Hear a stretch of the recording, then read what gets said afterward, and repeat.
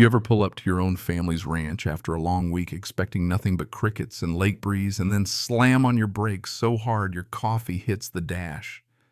That was me right at sunset, rolling up to the land my granddad left me, except instead of a peaceful cabin and open field, I see what?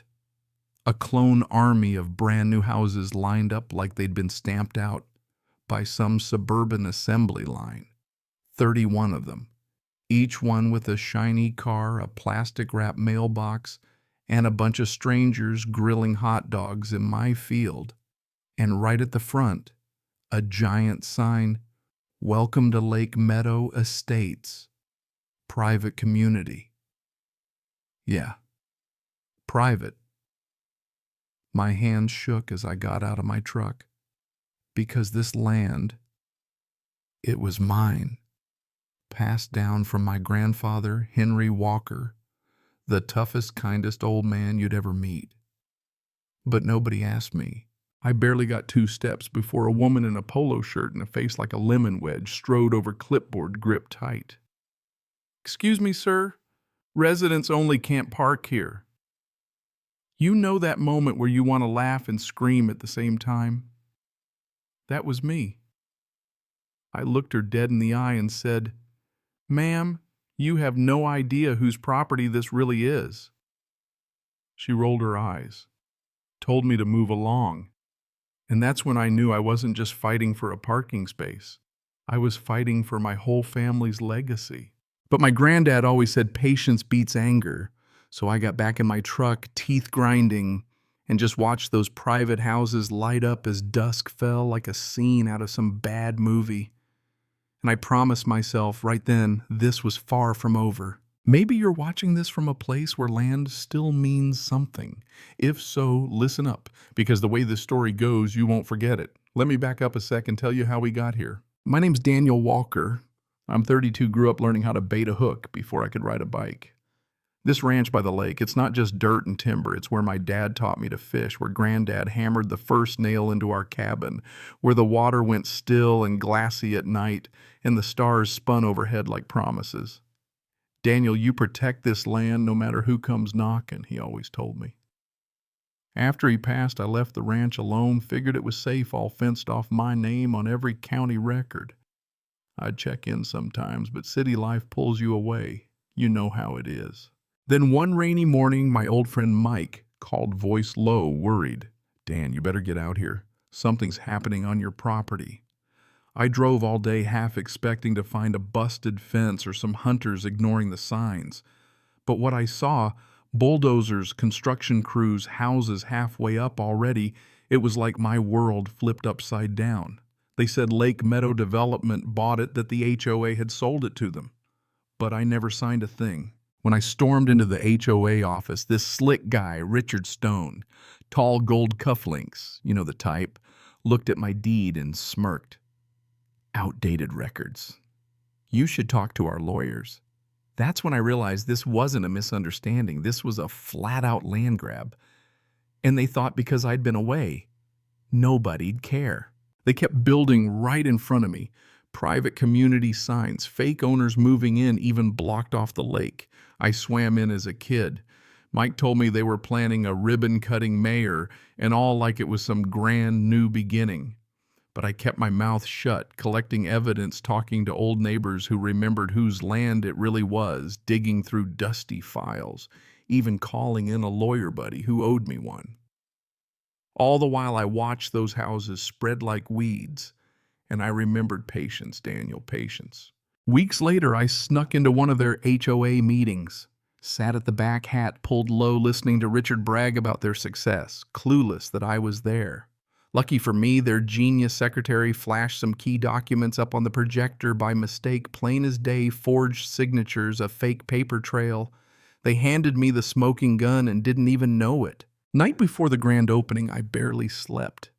Knew tomorrow was the day I'd either get my land back or take down the biggest scam this town ever saw. Sun rose. I drove out, crowd buzzing, mayor holding the giant scissors, Richard strutting. I walked straight up, deed in one hand, county sheriff at my back. You could feel the air change. "This land is mine," I called out, "and you're standing on stolen property."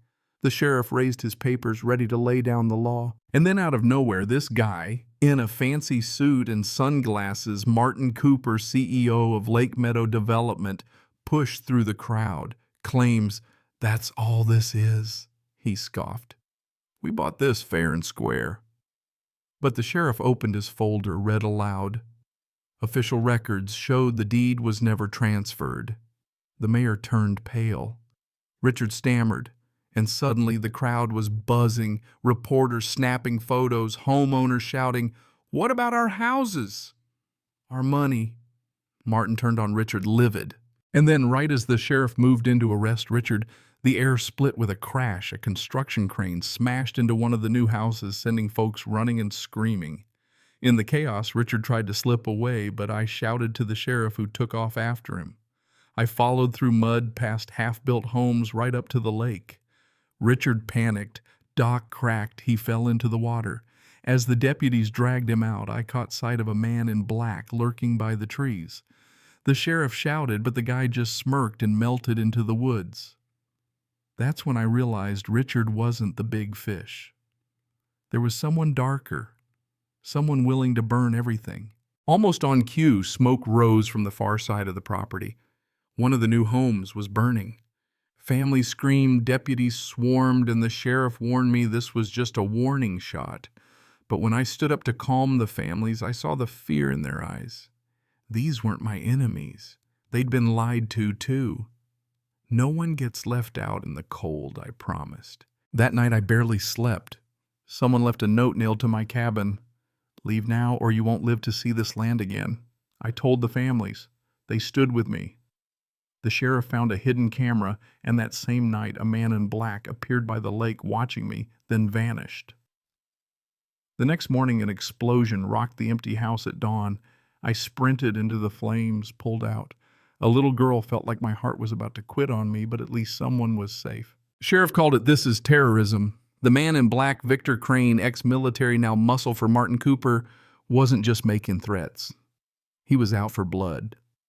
Deputies set up patrols. Families kept watch with baseball bats and kitchen knives, but I knew it was just the beginning. That night a bulldozer roared through the dark, aiming for my granddad's cabin. I blocked it with my truck, nearly got crushed. Out jumped a masked man. Deputies fired, but he vanished again. Sheriff found the dozer rigged with a device to run nonstop. Pure sabotage. Next morning, Martin Cooper himself showed up, slick as ever, offered me hush money. "Walk away, I'll make you rich." But when a man's got nothing left to lose, what's money? I told him where he could shove his settlement. My lawyer, James, dug deeper. Turned out Cooper's company was a front for all kinds of dirty deals, even mob money. The attacks weren't random. We needed proof. That night with Harold and a few neighbors, we set up cameras everywhere. Just past midnight, caught Victor Crane on tape planting another bomb, bragging on the phone to Cooper.